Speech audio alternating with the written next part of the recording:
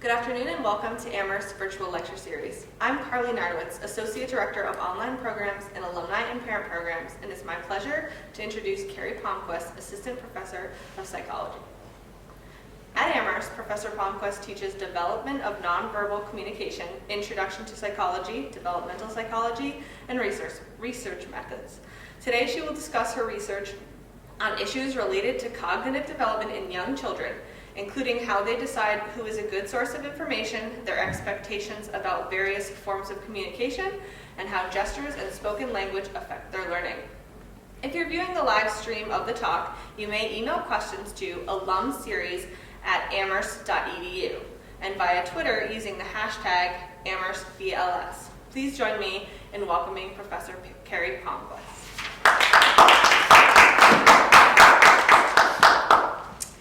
Well, thank you for that introduction, and thank you for inviting me to come and talk and share my research with you all today.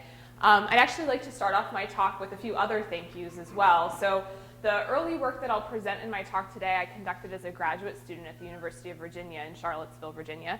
And then some of the more recent work I've conducted here as an assistant professor in the psychology department at Amherst College. So I'd like to start off by thanking all the children and families who volunteered their time to participate in this research, because without them, none of this would be possible.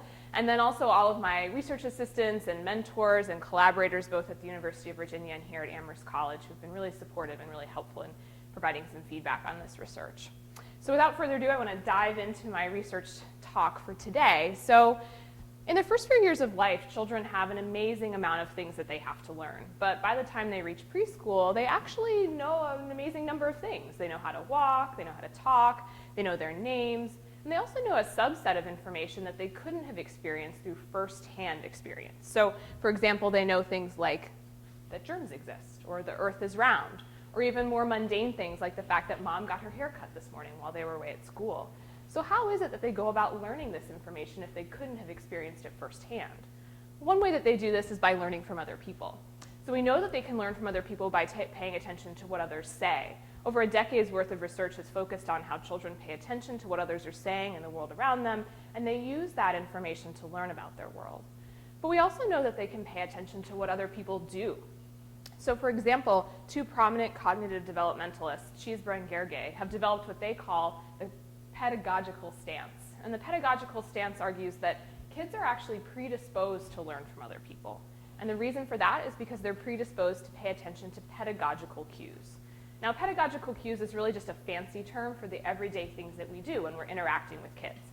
So the ups and downs of child-directed speech, pointing out things as we're talking about various things in the room. And Cheeseborough and Gergely argue that we are actually, as humans, predisposed to pay attention to those cues. So that makes kids experts at learning from others. And in my talk today, I'm going to focus on just one of those pedagogical cues, pointing. So I'm actually going to walk you through some of the big questions that I'm going to try to address in some of my research for today. The first big question is, what expectations do children have about pointing? So the first and second study that I'll present to you today will address this question. The second question is, what expectations do children have about the people who point? So in addition to having expectations about the gesture, it could be that children develop expectations about the individuals that use that gesture. The third study that I'll present to you today will address this particular question. And then the final question is whether children make inferences about pointers' future accuracy based on how they've behaved in the past. In other words, will children believe that someone who's pointed accurately in the past is a signifier of performing well in the future, being reliable in the future? And that's some of the current work that we're doing in the lab now. So this is some hot off the presses data that's a little less clean, but I'll present it to you nonetheless. So let's start off with this first question for today. I'm going to actually present you with a sort of conundrum in the world of developmental psychology that influenced us and got us asking this first question about whether children have expectations about the pointing gesture itself. So as adults, it seems obvious to us that someone who has seen an event occur would know more about that event than someone who hasn't seen it occur. But the literature on preschoolers' ability to understand this link between seeing something and knowing about it is a little bit more mixed. So for example, in one task that I'll call the tunnel task, 3 and 4-year-olds watch as an object is hidden inside a tunnel, in this case, a blue dinosaur, and then they're introduced to 2 puppets, one puppet who's seen inside the tunnel and one puppet who hasn't. Interestingly, both 3 and 4-year-olds are able to say that the puppet who's seen inside the tunnel would know more about that blue dinosaur than the puppet who hasn't. So the authors of this paper argue, well, clearly children do understand this link between seeing something and knowing about it. But in a different paradigm, we see very different results. So in a paradigm that I'll call the hiding task, designed by Povinelli and Dubois, kids of the same age play a hiding game with an experimenter. This is an aerial view here of the child sitting across from the experimenter, and in front of the child are 4 cups. The experimenter starts the game by placing a barrier in front of the cups and then hiding a coveted prize, in this case a sticker, under one of the cups. And then at this point, a second experimenter enters the room. The screen is removed and the 2 experimenters point to indicate where the child should search for this hidden object. Now, interestingly enough, what they found in this study was that 3- and 4-year-olds were just as likely to select the cup indicated by the hider as they were the cup indicated by the person who was outside of the room during the hiding event. And the authors of this paper say, well, clearly kids don't understand the link between seeing and knowing. If they did, they'd pick the cup indicated by the hider. So how do we reconcile these sort of disparate findings? One study that suggests children do understand the link between seeing and knowing, and one study that suggests they don't. Well, it might not come as much of a surprise to you, but what I'll argue today is it's not the case that children don't understand the link between seeing and knowing, but that their difficulty in this hiding task stems specifically from the gesture that the 2 experimenters used to indicate their respective cups, specifically that they used pointing. So why might we think that pointing is the reason for children's difficulty here? I'm going to provide you with a couple different ideas. The first is one that I've already sort of touched on for today, which is that we know that by the time children reach preschool, they've had a lot of experience with interpreting pointing as a cue to learning. We use pointing to tell children, I'm going to show you something now, pay attention, this is important. And it could be that they have this powerful expectation about the learning situations that sort of surround pointing gestures. We also know that by the time the children reach preschool, they have an expectation that pointing will be veridical. In other words, we point to where things are, not where they're not. And in fact, we know from a lot of previous research that children have quite a bit of difficulty understanding pointing that's deceptive. In one study that I cite here, they ask 3- and 4-year-olds to play a hiding game where it's their job to trick another experimenter. So they tell the kids, you have the chance to win a chocolate in this game. So a big motivator for 3- and 4-year-olds. And the way that you have to win this chocolate is to trick another experimenter into looking for the chocolate in the wrong place. So when she comes into the room, you need to point to where the chocolate isn't. So she looks in the wrong place and you can win it for yourself. So they make sure that these kids are very comfortable with what they need to do. They train them, make sure they know where they should point. Lo and behold, when the second experimenter comes into the room, the kids point to where the chocolate actually is. And you might be thinking, well, maybe that just happens once or twice, but they actually found that sometimes kids would do this for up to 30 trials, suggesting that they really have difficulty producing deceptive points themselves.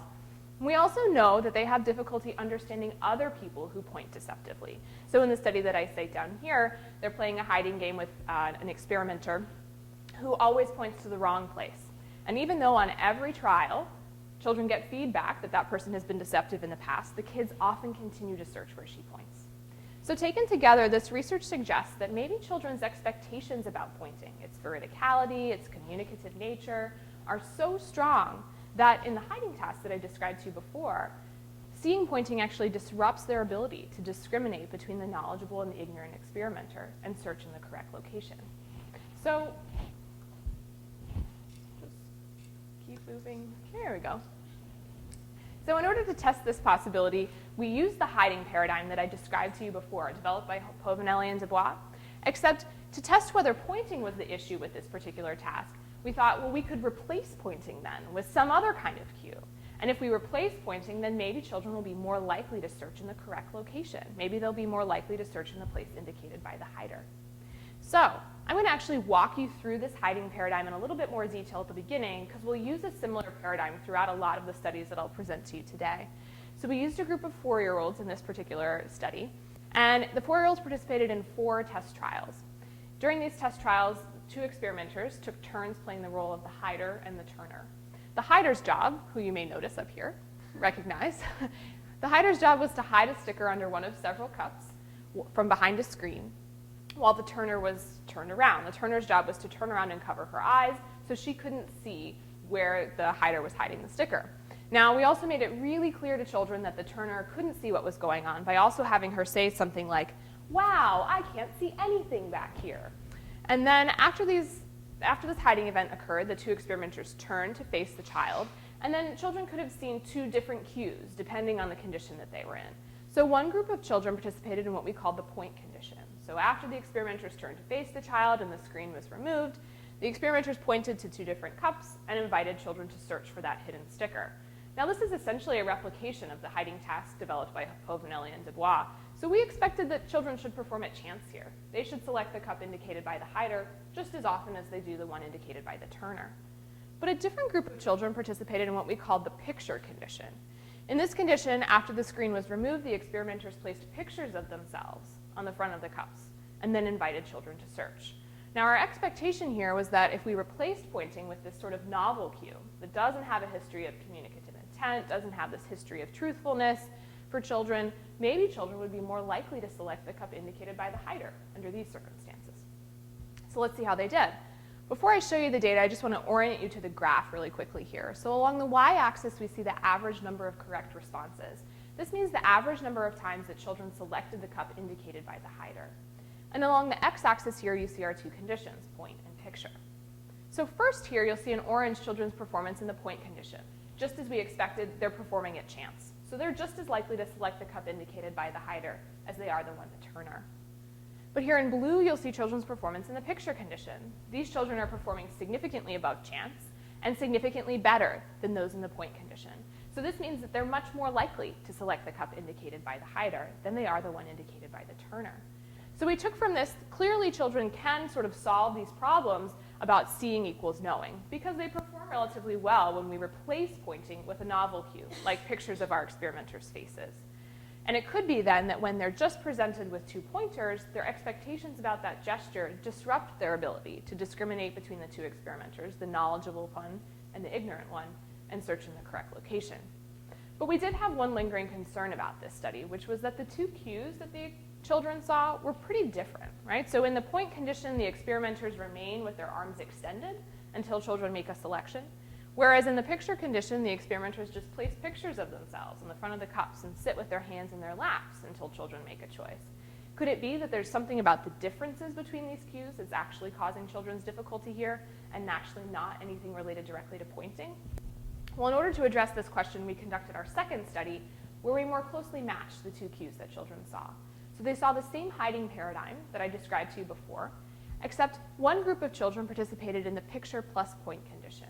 So in this condition, after the screen was removed, the experimenters placed pictures of themselves on the front of the cups, and then pointed to their cups and invited children to search. And a different group of children participated in the picture holding condition. So in this condition, after the screen was removed, the experimenters extended their arms toward their cups and held pictures of themselves in front of the cups. So you'll notice now both conditions involve pictures and extended arms. The only difference is whether the experimenters used pointing or not. So how did they do? Well, along the y-axis here, again, is the average number of correct responses, so the number of times that children selected the hider's cup over the turner. And you'll see in the picture plus point condition, again, they're performing at chance, just as likely to select the cup indicated by the hider as the one that is indicated by the turner. But here in blue, you'll see children's performance in the picture holding condition. Once again, when we replace pointing with some other cue, in this case just holding a picture in front of the cups, children are performing significantly above chance and significantly better than those in the picture plus point condition. So our takeaway from this is that it's not about whether or not the cues are closely matched. It really is the case that when children are confronted with the two pointers, it disrupts their ability to search in the correct location. So when we're thinking about our answer to this first question that I posed for today, what expectations do children have about pointing? It's true that they do have expectations about the gesture. They expect it to be veridical. But this led us to ask the second question on my outline for today, which is whether children have expectations about the people who point specifically. And so when we were thinking about this, we developed sort of two theories to explain children's behavior in the first two studies that I presented to you today. So the first is sort of a more low-level idea, which is that in studies 1 and 2, children search at chance because of sort of a reflexive response. In other words, children's early experience with pointing has led them to believe that we point to where good stuff is. And so when we see two people point, kids in studies 1 and 2 search equally in either location because they think good stuff could be in either place. So this is sort of a reflexive reason, possibly, for their behavior. But we also came up with a explanation that involves a little bit more mentalizing on the part of preschoolers. Another possibility is that preschoolers' early experience with pointing leads them to believe that people who point have knowledge to share. In other words, everyone who points is trying to tell you something because they have some knowledge to share. Therefore, in studies 1 and 2, when they're confronted with two people pointing, they perform at chance because they believe truly that either person could know where that hidden object is. So in order to address this sort of two-theory idea, we developed another study that used the same hiding paradigm that I described to you before, except instead of asking kids to search in the correct location, to search where the object is hidden, we instead asked children to identify which of the experimenters knew where the hidden object was. Our theory was that if their difficulty in this task stems from a reflexive response, they should perform quite well on this version of the task because we're no longer asking them to search for the hidden object. We're removing that reflexive behavior. But if their difficulty stems from the fact that they really do believe that all pointers are knowledgeable, then they might still have difficulty answering this question because they could think that either one is knowledgeable simply because they're pointing. So let me describe the study to you in a little bit more detail. As I said before, we used the same hiding paradigm where the hider and turner took turns across 4 different test trials. The only difference was that we now had this on a video rather than live. Children could have experienced 3 different conditions. One group of children was in what we called the baseline condition. So after the 2 experimenters turned to face the child and the screen was removed, they simply sat with their hands in their laps. We paused the video at this point and we asked children which of these 2 experimenters knew where the hidden object was. We included this baseline condition because we just wanted to confirm that kids could actually identify a knowledgeable person when no cue was provided at all. Another group of children participated in what we call the point condition. So after the screen was removed, the experimenters point to different cups, and then we asked children to identify who knew where the object was. A final group of children participated in what we call the grasp condition. In the grasp condition, after the screen was removed, the experimenters grasped the tops of their cups. We paused the video and asked the knowledge question. We included this grasp condition because we wanted to explore whether children's difficulty with pointing stemmed from the fact that it was an object-directed gesture or whether it stemmed from the fact that it's a communicative gesture. So let me give you a little bit more information there. We know that grasping and pointing are both object-directed gestures.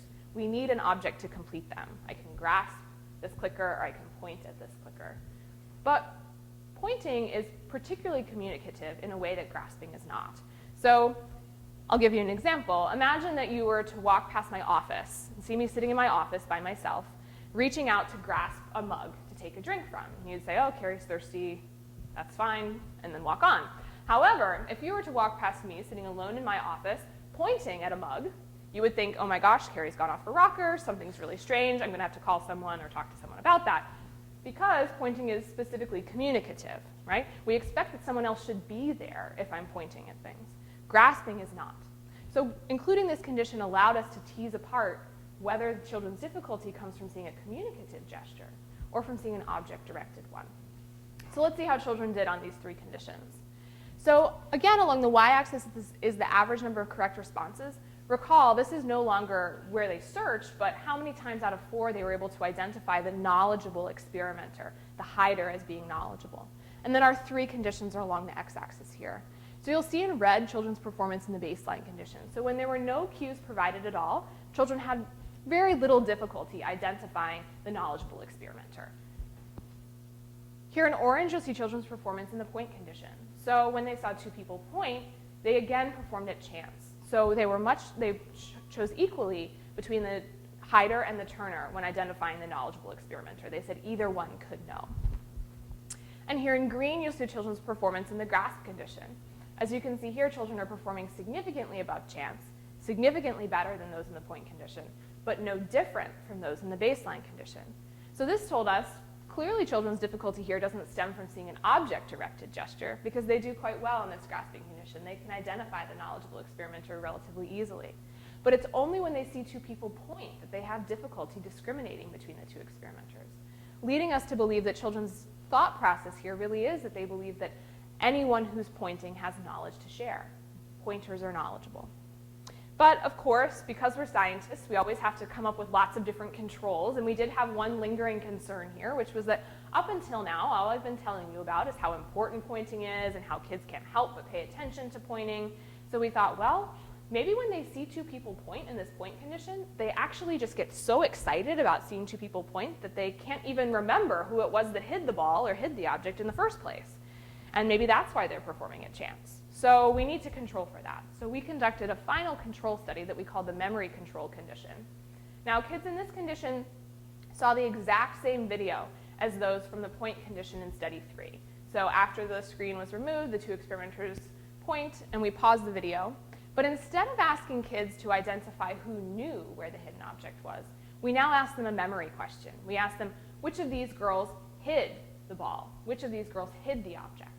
Our thought was, if pointing is actually erasing their memory for the hiding event, if they're getting so caught up in seeing two people point, they shouldn't be able to answer this question very well. But if it's really just about this knowledge attribution question, well, then they should be able to answer the memory question quite well. So let's see how they did. Here in orange is just a reminder of how children performed in the point condition of study 3, at chance, when we asked them that knowledge question. And here in yellow, you'll see children's performance in the memory condition. As you can see, they're at ceiling. They have no difficulty at all remembering who it was that hid the ball after seeing the two people point. It's only when we ask that knowledge question that they have difficulty discriminating between the two experimenters. So we felt pretty confident stepping away from this study saying that, yeah, children do have expectations about the people who point. They expect them to be knowledgeable. So after having sort of explored all these expectations that children have about pointing and how important it is for their interactions with other people, we started exploring this question about whether children make inferences about their future accuracy based on how pointers have behaved in the past. So why might we be interested in this particular question? Well, for one, we know that children do this quite often in the domain of spoken language. So children are really sensitive to what other people say to them, and they use what other people have said in the past as indicators for whether those people will be good sources of information in the future. So we know, for instance, that children can monitor someone's previous accuracy, how knowledgeable someone was in the past, even whether that individual spoke in their native accent versus a non-native accent. And they use all those cues to make decisions about whether they want to seek information from that person in the future. So a question that we had then was, is the same true for pointing? If a child is exposed to an accurate pointer over an inaccurate one, will they be more likely to seek information from that accurate pointer? One reason we thought this was a particularly interesting question, not only to draw parallels between spoken language and pointing, is because we know from the first 3 studies that I presented today that children have a lot of difficulty discriminating between a knowledgeable and an ignorant pointer. But in order to make inferences in this way, they would have to be able to distinguish between an accurate and an inaccurate pointer. Otherwise, how do you decide about future reliability? So our first question going into this inference-making study was, well, can kids even discriminate between someone who's pointing correctly and someone who's pointing incorrectly to start with? So we developed a slightly new paradigm that allowed us to explore this question. So in this particular paradigm, kids were introduced to 3 actors, and they participated in first what we called 4 induction trials. Now, of these 3 actors, the middle person here in blue, she's our neutral hider. Her job is to just hide several animal figurines in one of 2 locations. And then the women on either side of her were playing the roles as our actors that were providing information. So she would hide across these 4 trials 4 different animal figurines in these 2 boxes. You'll note that the 2 boxes are clear. So it's very easy for children to decide which of these 2 actors is providing the accurate point and which one's providing the inaccurate one. So you can see here that yellow is pointing to the box that has an animal inside it, orange is pointing to an empty box. So on each trial, we asked children to identify who's doing the right thing here. And this allowed us to explore, can kids actually identify an accurate pointer over an inaccurate one? And here you'll see their performance on this particular section of the study, the induction trial. So this is the average number of trials that children chose the accurate actor. So you can see that despite their difficulty in discriminating between knowledgeable and ignorant pointers, children are quite good at identifying that the accurate pointer is doing the right thing. They're able to distinguish between accurate and inaccurate pointers. So given this, we thought, okay, well in the future, would they then be more likely to want to seek information from a pointer who's been accurate in the past over someone who's been inaccurate? So in order to test this, we had the same group of children, after participating in these 4 induction trials, participate in 4 test trials. In these test trials, our neutral hider now hid one of two possible animals in two opaque cups. So now children couldn't identify the location in which the animal was hidden. And we asked them, okay, so which of these two actors would you like to ask to find out where this animal is hidden? Who could show you where it is? Now, if children are making inferences about future behavior based on how these people have behaved in the past, we would expect children would pick the accurate one. They'd pick yellow because she had shown them the correct place on all the previous trials. But if they're not making inferences, then they might choose equally between either person because they don't see their previous behavior as indicative of how reliable they might be in the future. So let's look at their data. You see here in purple how children performed at tests. So you can see they're performing significantly above chance. So they're much more likely to say at test that they'd like to seek new information from the previously accurate pointer over the previously inaccurate one, suggesting that they do see their previous pointing accuracy as predictive of whether that person will be a reliable source of information in the future. So we were pretty excited about this. This suggests that they're also using pointing to try to figure out what people around them are going to do in the future as a predictive tool to decide who might be a good source of information. So I actually want to present one final piece of work that we were just finishing up in the lab now that was extending this idea and trying to find additional parallels between spoken language and pointing. So we know in the domain of spoken language there's something that we call the halo effect. So the halo effect is what we see particularly in a subset of preschoolers, 4- and 5-year-olds. When they're introduced to someone who is an accurate speaker, they will also say that that individual will have lots and lots of other positive characteristics as well. So if someone's an accurate speaker, they might say that that individual will also be very good at sports, would be a better friend, would know the names and functions of various objects, might even be stronger than someone who is not an accurate speaker. So you can see why we call this the halo effect. One positive attribute sort of shines out, and kids generalize that positive attribute to lots of other abilities. So we had a similar question for pointing. Given that kids seem to be using pointing as a source of identifying reliable informants, do they also see this as sort of a halo effect type characteristic? If I'm an accurate pointer, am I going to have lots of other positive characteristics as well? So we thought that we'd start small and just see whether children would generalize pointing accuracy to accuracy in another communicative domain. So if I'm an accurate pointer, would I also know the names of novel objects? Could I tell you, could I speak accurately? And vice versa. So if I'm an accurate speaker, do you think that I could be an accurate pointer in the future? So we did this by conducting a final study with two different conditions. So on the left, you'll see what we've called the point-to-speaking condition. The point-to-speaking condition had 4 induction trials that were identical to the induction trials that I described to you before. So our neutral hider hid several animal figurines in clear boxes. Kids clearly identified the accurate person and the inaccurate person. But on each trial, we asked them, who's doing the right thing? So they're having experience building up that one of these actors is always correct and one is always incorrect. And then we also included a speaking to point condition. In the speaking to point condition, our neutral actor held up several familiar objects. And then the actors on either side labeled those familiar objects. One person always labeled them accurately, and one person always labeled them inaccurately. Again, building up experience so that kids know one of these actors is always correct when she talks, and one of these actors is always incorrect when she talks.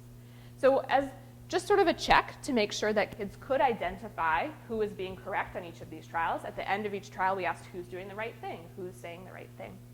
And here's how children performed on these induction trials. So you'll see in blue children's performance in the point-to-speaking condition. So this is the condition where they're introduced to 2 pointers, and we want to see what they think about them in terms of speakers. And then in red, you'll see the speaking to point condition. So this is the condition where they're introduced to 2 speakers.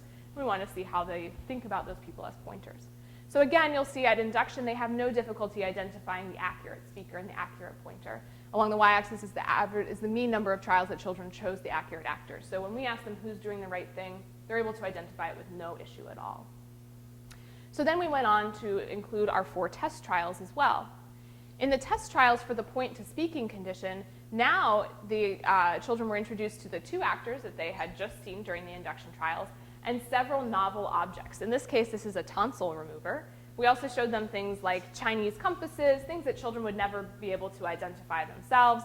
And we said, which of these 2 girls do you think could tell you what this thing is called? Essentially testing whether they think that the previously accurate pointer is more likely to know what this thing is called, whether she's more likely to be an accurate speaker in the future.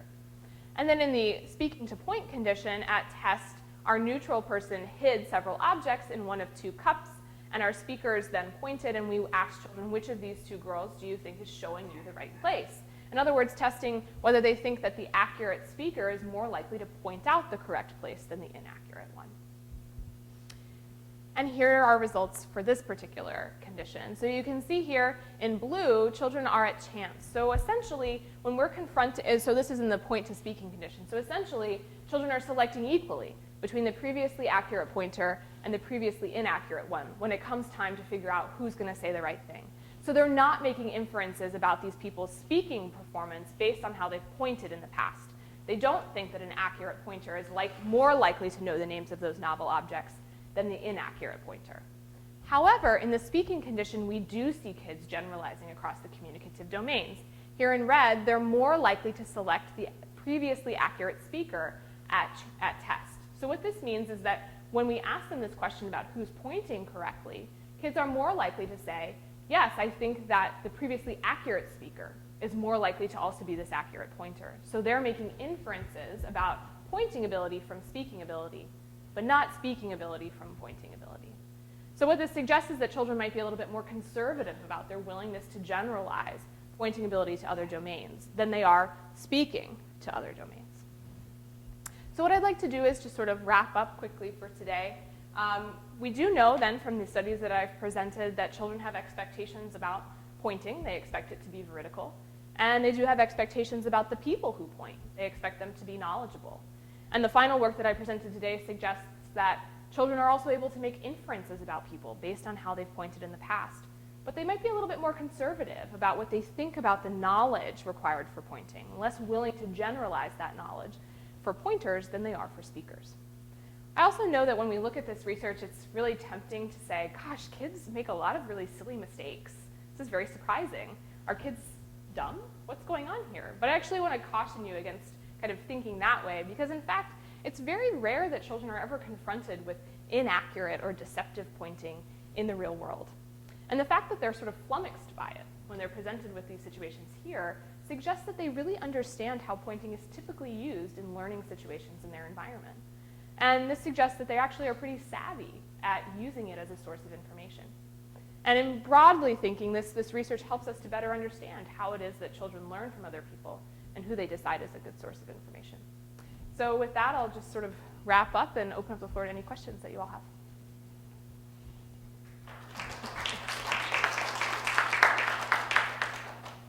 So one question, you were talking about preschoolers. What is the age? At what point can they distinguish between deceptive pointing? Yeah, so it is a very small, specific window. So you'll notice that we use 3- and 4-year-olds for all of our studies because kids much under 3 have a hard time tracking this. They have a hard time remembering what's happened before and using that information in the future. But kids over 4, they have a much better sort of understanding that maybe not everyone's going to try to tell them the right thing. And by the time kids get older than 4, they understand deception a little bit better.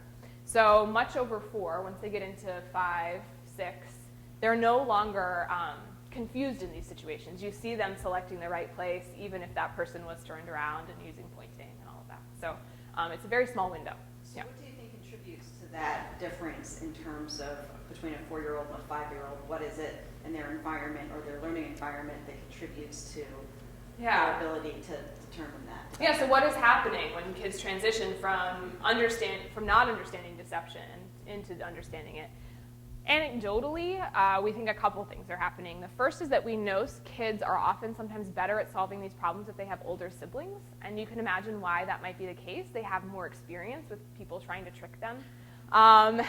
So we know that that is something that happens, but we also know that just through experience, kids need to be able to learn how to decide between a good source of information and a bad one, and it seems like our sort of predisposition is to assume that everyone's going to tell us the right thing.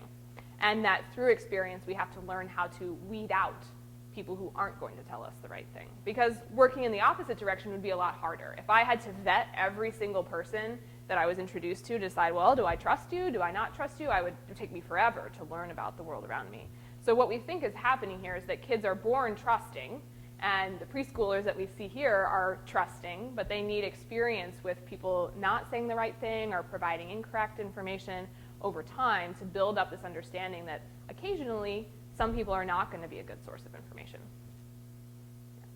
Yeah. Now, I noticed the people doing experiments are not smiling, and all seem to be women. So Yes. have you had any difference, like men doing it, or if they've had any interaction with the kids when they first come in? Yeah, that's a great question. So, so the pictures that I show you are actually reenactments, not of the actual study, mainly just because our video quality isn't nice enough to take like a screenshot from the actual study.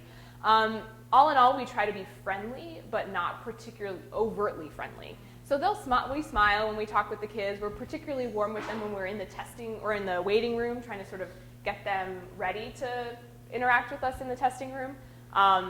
But when we're in the testing room, we're friendly, but not overtly so. So we will speak in a pleasant tone of voice, but we try to avoid things like lots of eye gaze. So that's another pedagogical cue that we use, gazing at various things in a meaningful way. And because this particular study is focused really on pointing, we try to eliminate a lot of those other cues. So we try to eliminate overt child-directed speech. We try to eliminate a lot of eye gaze just so that we can focus on one specific cue. And then you asked the question about women. That's a great question. There is research to suggest that kids at this age generally see women as more pedagogical figures than men, just in general. So that's sort of the starting point for where a lot of this original research came from. They said, well, we should use women because they see these figures as teachers. But we do know that lots of different changes since the original research was conducted could suggest that some children under some circumstances would see males as more pedagogical figures. Part of the reason why we continue using females is because of the research assistants who are interested in the research, but also in order to keep some consistency in the early work so that we can say, well, if I want to compare this study to one that was conducted 20 years ago, I need to make sure that my subjects, well, not my subjects, but my experimenters are relatively similar. Yeah.